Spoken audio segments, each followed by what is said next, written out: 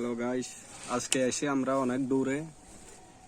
অনেক দূর বেড়ার জন্য আসলাম।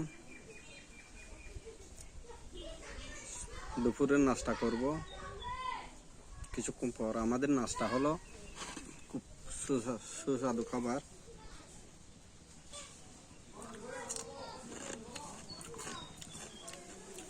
খুব ঠান্ডা খাবার গরমের মধ্যে, খুব ভালো, শরীরের জন্য উপকার।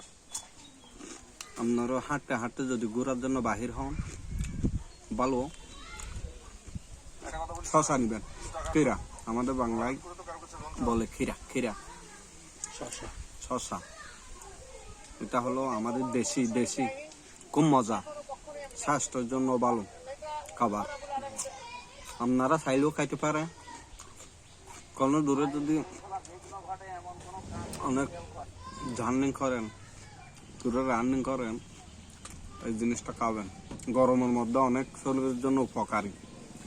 আসসালামু আলাইকুম। সবাইকে ধন্যবাদ জানাই। আসসালামু আলাইকুম।